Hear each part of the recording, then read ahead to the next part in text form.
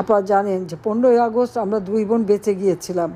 বোধহয় সেই প্রতিশোধ নিতে এসেছিল আমাদের 2 বোনকে হত্যা করার জন্য। আমাদের নিরাপত্তা যারা ছিল আমাদেরকে সেখান থেকে সরিয়ে নিয়ে আসে। 5ই আগস্ট যখন আমি ছেড়ে আসি, তারপর থেকে বাংলাদেশের কি অবস্থা চলছে। কোনো মানুষের কোনো অধিকার নাই, মানুষের জীবনের কোনো নিরাপত্তা নাই। প্রতিনিয়ত নারী শিশু ধর্ষিত হচ্ছে, নির্বিচারে মানুষকে হত্যা করছে, যে কোনো সময় যে কোনো বাড়িতে ঢুকে মানুষকে মারতে পারে। তার কোনো জবাবদিহি নাই, ন্যায় বিচার নাই। সেই প্রধান বিচারপতি থেকে শুরু করে শিক্ষক, বিশ্ববিদ্যালয়, কলেজ, স্কুলের শিক্ষক, প্রিন্সিপাল, ডাক্তার, আইনজীবী, পেশাজীবী সকলের উপরেই হামলা, সকলের উপর হামলা হচ্ছে। মানুষের জীবনের কোনো নিরাপত্তা নাই, কিচ্ছু নাই। আর আমরা কি দেখি, এক সুদখোর খুনি, তার ক্ষমতার লোভ আজকে দেশটাকে চরম সংকটের মধ্যে ফেলে দিয়েছে।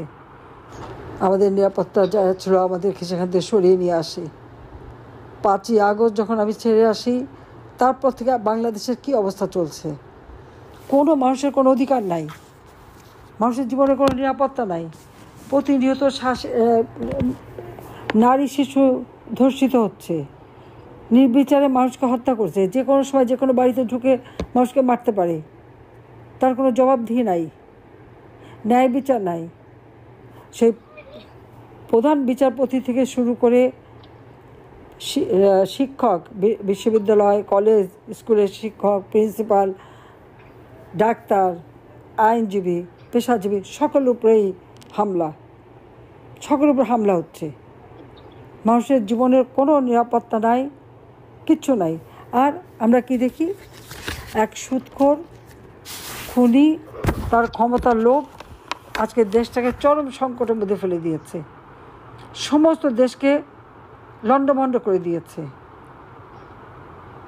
গ্রামীণ ব্যাংক, গ্রামীণ টেলিকমিউনিকেশনের অর্থ পাচার, শ্রমিকদের অর্থ আত্মসাৎ, শ্রমিক আদালতে সাজাপ্রাপ্ত এই খুনি ইউনূস ক্ষমতা দখল করে আজকে দেশটাকে তার মেটিকুলাস ডিজাইনের মাধ্যমে আন্দোলন, এটা তার নিজের স্বীকার করা, যেখানে কোনো নেতা ছিল না, কেউ ছিল না, সেই মেটিকুলাস ডিজাইনের মাধ্যমে ক্ষমতা দখল করে সে খুব খুশি মনে বিল ক্লিন্টন ফাউন্ডেশনে হাততালি দিয়ে বলল, এইভাবে চক্রান্ত করে শেখ হাসিনাকে সরিয়ে নিজে ক্ষমতা বসেছে। ক্ষমতা অবৈধভাবে বসেছে, অসাংবিধানিকভাবে বসেছে, ক্ষমতা জঙ্গিবাদ দিয়ে দখল করেছে। আর এই দখল করেই আজকে শুধু অর্থ আত্মসাৎ করা, ম্যান পাওয়ারের ব্যবসা, ডিজিটাল ওয়ালেটের ব্যবসা, ইউনিভার্সিটি বানাবে সেই ব্যবসায় মেতে উঠেছে আর দেশটাকে ধ্বংসের দিকে নিয়ে গেছে। জ্বালাতে জ্বালাতে বঙ্গবন্ধুর স্মৃতি জাদুঘর, সেই নির্যাতিতা নারীদের, যেখানে জাতিপিতা বলেছিলেন যার বাবা আমি, বড় বাবার নাম শেখ মুজিবুর রহমান। আমার মা যখন এই নির্যাতিত মেয়েদেরকে তাদের জীবনযাত্রা নির্বাহ করার জন্য তাদেরকে বিবাহের ব্যবস্থা করে, অনেক বাবা মা নিতে চায়নি, কারণ তারা দিনের পর দিন পাকিস্তানি হানাদার বাহিনীর হাতে ধর্ষিতা। আল বদর, রাজাকার, আল শামস বাহিনী বানিয়ে এই যুদ্ধাপরাধীরা তাদেরকে তুলে দিয়েছিল পাকিস্তানি ক্যাম্পে। তাদেরকে উদ্ধার করে চিকিৎসা করে তাদেরকে জীবনটাকে সুন্দর করার জন্য আমার মা তাদেরকে বিয়ে দেন। 32 নম্বর বাড়ি তাদের ঠিকানা, যে বাড়িটা আমার বাবা দান করেছেন তাদের। উত্তরাধিকার সূত্রে আমি রেহানা পেয়েছিলাম, আমরা নেইনি, আমরা বঙ্গবন্ধু মেমোরিয়াল ট্রাস্ট করে তা দিয়ে দিই, যেটা স্মৃতি জাদুঘর করে দিয়েছিলাম। এবং ট্রাস্ট থেকে অনেক দুস্থ মানুষকে আমরা সাহায্য করি, ছাত্রছাত্রীদের শিক্ষার সহায়তা করি। সেই বাড়িটা পর্যন্ত আপনারা দেখেছেন যে 5ই আগস্ট সেই বাড়িতে আগুন দিয়েছে। কে আগুন দিল? ওই বিএনপি কিন্তু এর মধ্যে আছে। আর বিএনপি আর ওই যে যারা আন্দোলনকারী সমন্বয়করা, ছাত্ররা মিলে আগুন দিয়ে সেটা জ্বালিয়েছে। 5ই ফেব্রুয়ারি বুলডোজার দিয়ে সেই বাড়ি ভাঙলো এবং সেখানে একটা ইসলামিক পতাকাও উড়িয়ে দিল। এরা কারা? বাড়িটা কী দোষ করছে? আর আজকে 15ই আগস্ট আপনি সেখানে কেউ যেতে পারবে না, দুই পাশে পুলিশ, মাঝখানে বিএনপি ছাত্রদলের কিছু ছন্ডা পান্ডারা বসে আছে। একটা রিক্সাওয়ালা ফুল নিয়ে গেছে, তাকে কিভাবে অপমান করে মেয়েরে তাড়িয়ে দিয়েছে। একজন মহিলা সেখানে গেছে, তাকে টেনে হিঁচড়ে অপমান করা হয়েছে। এমনকি একজন মসজিদের ইমাম হুজুর তার পরিবার নিয়ে গেছে, বলছে আমি 2 খতম কোরআন শরীফ পড়ছি, আমি এখানে দোয়া করতে আসছি, তাকে দোয়া করতে দেয়নি। আমরা কোন দেশে বাস করি? এরা কারা? কোথা থেকে আসছে এরা? বাংলাদেশের সংবিধান মানে না, বাংলাদেশের আইন মানে না। আজকে ন্যায় বিচার পাওয়ার অধিকার নাই। আজকে কোনো মানুষের কোনো জীবনের নিরাপত্তা নেই, কিছু নাই। মানুষ তারা আয় উপার্জন কমে গেছে, তাদের উপার্জন করতে পারে না, দুবেলা খেতে পারে না। আজকে প্রায় 4 লক্ষের উপর ছেলে মেয়ে লেখাপড়া করতে পারছে না। অনেক ছেলে মেয়ে ছাত্রলীগ করে বলে তাদের সার্টিফিকেট বাতিল করে দিয়েছে, তাদের পড়াশোনার পথ বন্ধ করে দিয়েছে। কই, আমি যখন ক্ষমতায় ছিলাম সব দলের ছেলেমেয়েরাই তো সমানভাবে পড়াশোনা করতে পেরেছে, আমরা তো কখন তা বাধা দেইনি। 2001 সালে বিএনপি ক্ষমতা এসে যে অত্যাচার আমাদের নেতাকর্মীর উপর করেছিল, হাজার হাজার নেতাকর্মীকে হত্যা করেছিল, আমরা তো প্রতিশোধ নিতে যাইনি। হ্যাঁ, বিচার চলছে।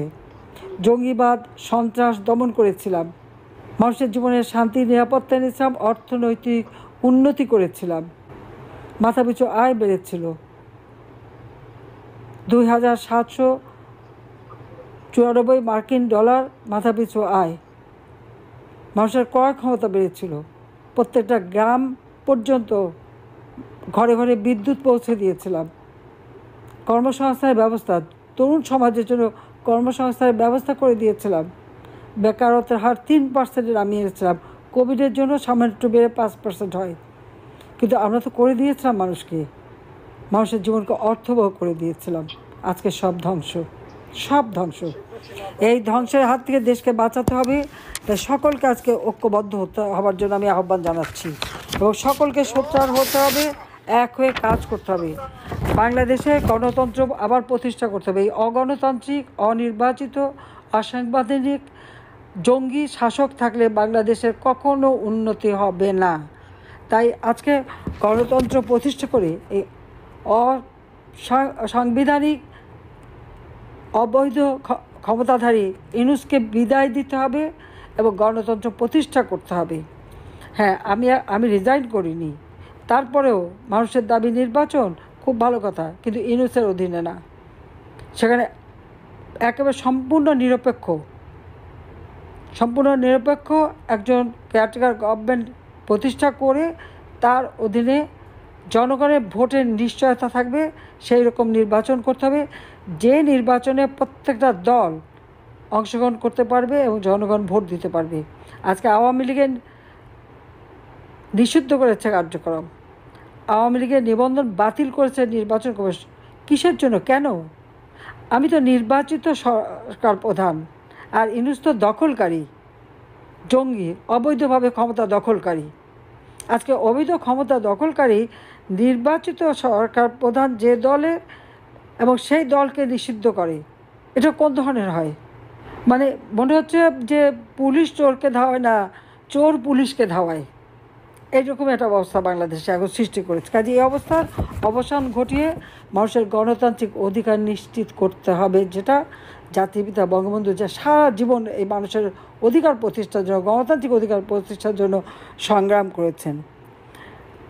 আজকে যে সন্ত্রাস জঙ্গিবাদ, সে আবু সাইদ মুগ্ধ থেকে শুরু করে 15ই জুলাই 2024 সাল থেকে যতগুলি হত্যাকাণ্ড, অগ্নিসংযোগ, সন্ত্রাস, ছিনতাই, চাঁদাবাজি, মাস্তানি যা যা হয়েছে, সবগুলির বিচার করতে হবে, তদন্ত করতে হবে, এবং সুষ্ঠু তদন্ত যাতে হয় সেই পদক্ষেপ নিতে হবে।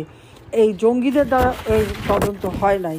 কারণ আমি এই মুগ্ধ, আবু সাইদরা যখন নিহত হলো, সাথে সাথে আমি জুডিশিয়াল এনকোয়ারি কমিটি করে দিয়েছিলাম।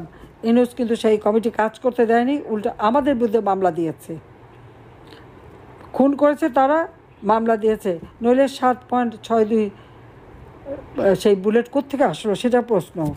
কাজে আমরা এটাই চাই যে এই প্রতিনিয়ত যে একের পর এক ভায়োলেন্স হচ্ছে, একের পর এক জঙ্গি তৎপরতা, সেটা বন্ধ করতে হবে, এবং এটার জন্য সম্পূর্ণ শক্তিশালী সরকার দরকার। এই ধরনের দুর্বল সরকার দিয়ে কখনো হয় না। আজকে মাইনরিটি যারা সংখ্যালঘু সম্প্রদায়, তাদের উপরে আক্রমণ, সাংবাদিক থেকে শুরু সবার উপর আক্রমণ। সমস্ত কিছু তদন্ত করে এর বিচার করতে হবে, এই বন্ধ করতে হবে। এবং আজকে যে আইনের শাসন বলে তো কিছু নেই, কাজে খুব দ্রুত আইনের শাসন স্থাপন করতে হবে।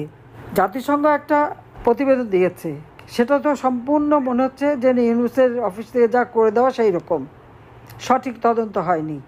আবার এর উপর ভিত্তি করে ইউনুস সেন্টার থেকে নানাভাবে অপপ্রচার চালানো হচ্ছে। এগুলি সব বন্ধ করতে হবে। কাজে এই লোকটা ক্ষমতায় থাকলে বাংলাদেশে কখনো কল্যাণ আসবে না। আজকে কেন জাতিপিতার নাম ইতিহাস থেকে মুছে ফেলবে? কী অধিকার আছে তাদের, যিনি আজকে দেশটা স্বাধীন করে দিয়ে গেলেন? আরে স্বাধীন করেছিল বলেই তো ওই মেজর পর্যন্ত সেনাবাহিনীর লোকরা উঠতে পারত। একজন মোটে কর্নেল পর্যন্ত গিয়েছিল, 6 দফা দেওয়ার পর 2% মতো প্রমোশন পেত। আজকে জাতির পিতা স্বাধীনতা দিয়েছে বলেই তো মেজর জেনারেল, লেফটেন্যান্ট জেনারেল হতে পারতেছে সবাই। উপসচিব থেকে উপরে উঠতে পারতো না, খুব বেশি হলে জয়েন্ট সেক্রেটারি হয়ে রিটায়ার করতে হতো। আজকে সচিব, সিনিয়র সচিব হতে পারে, প্রিন্সিপাল সেক্রেটারি বা ক্যাবিনেট সেক্রেটারি হতে পারে বাঙালি। কোথা থেকে আসে? বঙ্গবন্ধু দেশ স্বাধীন করেছিলেন বলেই তো হতে পেরেছে, নড়িতে হতে পারতো না। আজকে ছেলেমেয়েরা লেখাপড়ার সুযোগ পায়, সেই সুযোগটা কার করে দেওয়া? সেটাও তো ওই জাতির পিতার করে দেওয়া। আজকে তার নাম মুছে ফেলা, সেই নাম নেওয়া যাবে না, আওয়ামী লীগের নাম নেওয়া যাবে না, তাহলে কার নাম নেবে? ওই পেয়ারে পাকিস্তান করবে, ওদের বুটের লাথি খেতে ওদের পছন্দ হয়। আজকে জাতির পিতার যে অবমাননা এবং যেভাবে তারা আওয়ামী লীগের নেতাকর্মী হত্যা এবং মুক্তিযোদ্ধাদের অপমান করেছে, এটা ভুলে গেলে চলবে না। এর প্রত্যেকটা বিচার করতে হবে। ইনশাল্লাহ সেই বিচার আমরা করব। আজকে জাতির পিতা আমাদের মাঝে নেই। আর আমি তো সব হারিয়েছি, আমার তো হারাবার কিছু নেই। মিথ্যা মামলা দিয়েছে আমার বিরুদ্ধে, রেহানার বিরুদ্ধে, আমাদের 5টা ছেলে মেয়ের বিরুদ্ধে। তারা কি করেছে? আমি এত বছর ক্ষমতায়, তারা কোনোদিন গেছে কোনো ব্যবসা বাণিজ্য নিতে? কোনোদিন গেছে মানে ক্ষমতার ভাগ নিতে বা ভোগ করতে? তা তো করিনি। আমরা তো কিছু করিনি। একবার ওয়ার্ল্ড ব্যাংক আমাদের দুর্নীতির তদন্ত করলো, দেখলো কিছুই পাইনি।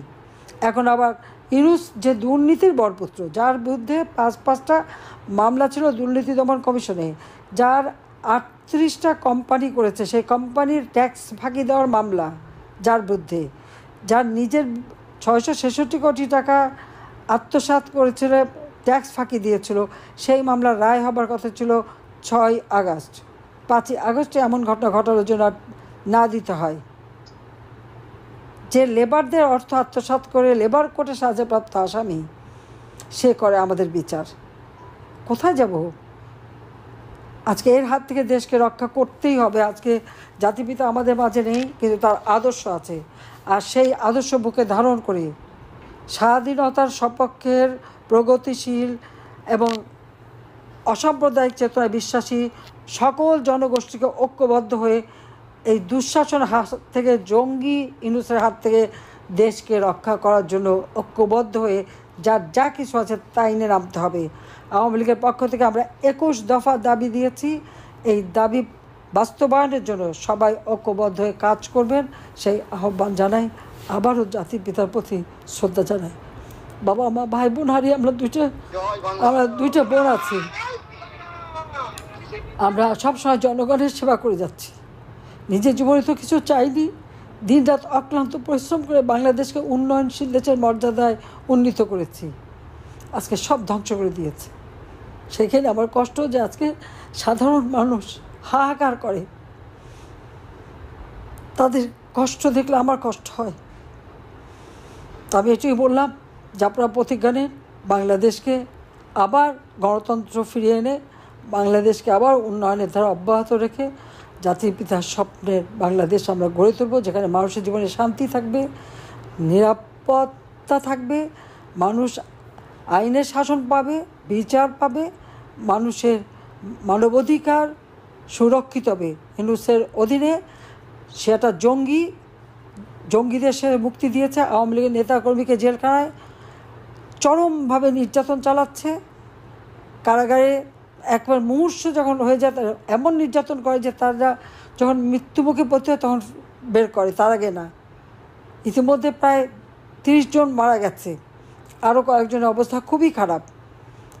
সময় মতো ডাক্তার দেখায় না, ডাক্তার দেখাতে দেয় না, চিকিৎসা করতে দেয় না, এইরকম অবস্থা। আমাদের ইঞ্জিনিয়ার মোশাররফ হোসেন, তাকে বোধহয় মেরেই ফেলেছে, এরকমই একটা শোনা যাচ্ছে। শাহজাহান খান, দীপুমণি থেকে শুরু করে আমাদের বহু নেতাকর্মী একেবারে অসুস্থ অবস্থায় পড়া, তাদের চিকিৎসাটাও করতে দিচ্ছে না। এই অবস্থার পরিবর্তন অবশ্যই ঘটাতে হবে এবং আওয়ামী লীগ অবশ্যই দেশের মানুষের শান্তি নিরাপত্তা নিশ্চিত করবে। এটা আমাদের প্রতিজ্ঞা জনগণের কাছে। কিন্তু ইউনূসকে ক্ষমতা থেকে হটানোর জন্য দেশবাসীকে আজকে ঐক্যবদ্ধ হয়ে মাঠে নামতে হবে। সবাইকে ধন্যবাদ। জয় বাংলা, জয় বঙ্গবন্ধু, বাংলাদেশ চিরজীবী হোক।